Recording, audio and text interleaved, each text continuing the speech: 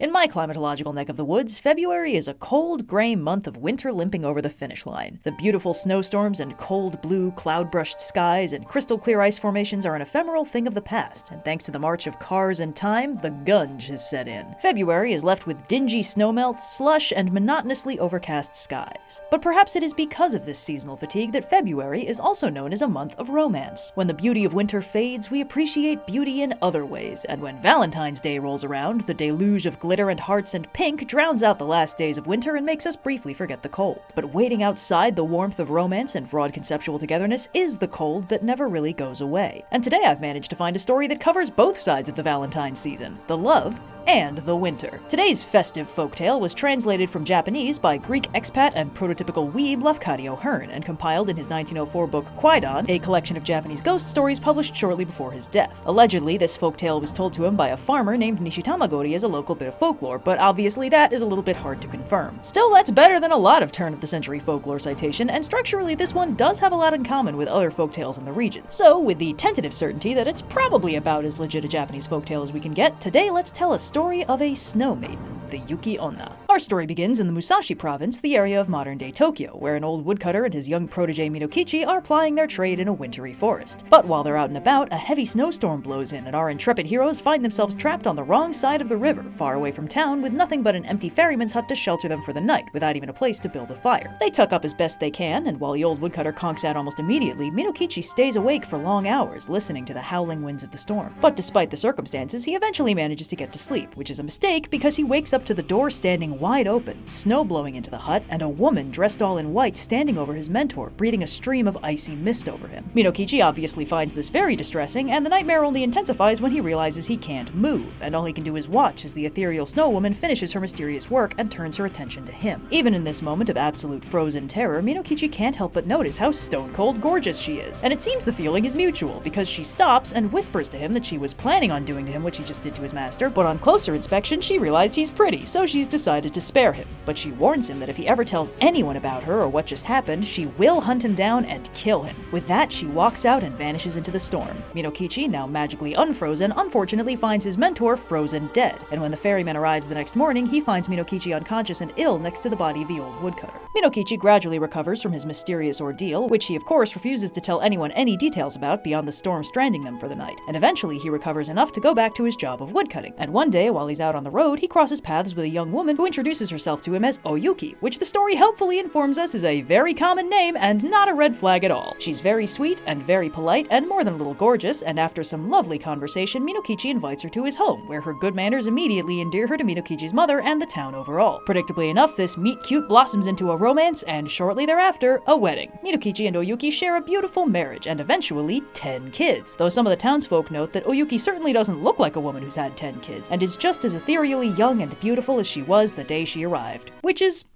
probably fine. Just good genetics, I guess, nothing to worry about. One late night, after the children have been put to bed, Minokichi sees Oyuki sewing by the light of a lamp, and is momentarily struck. In the pale, dim light, she bears a strange and uncanny resemblance to that half-forgotten stormy night so many years ago. He says as much, and when she asks him what he means, he tells her about the dreamlike encounter he had with the deadly Yuki-Onna that killed his mentor, the only thing he's ever seen that matched the beauty of his wife, but in such a strange and unearthly way that he found it utterly terrifying. Now, we may recall that the Yuki-Onna told Minokichi that if he ever told anybody about that night, she would find and kill him. And because Minokichi seems to have forgotten that, Oyuki helpfully reminds him of what she told him all those years ago. The wind kicks up, and Oyuki begins to dissolve into snow, telling Minokichi that if it weren't for their children sleeping in the other room, she'd be true to her word and kill him then and there. And if he ever fails to be a good father to their children, she'll be back to finish the job. With one final death threat to bookend their relationship the way it began, she turns into a wisp of snow and vanishes into the night. And that's where the story ends. A lot of fascinating layers to this one, considering how bite-sized it is. I think the moral of this story is that any relationship that starts with an NDA is doomed right from the jump. You're digging for gold, you're throwing away a fortune and feelings, but someday you'll pay. You're as cold as ice, you're willing to sacrifice our love.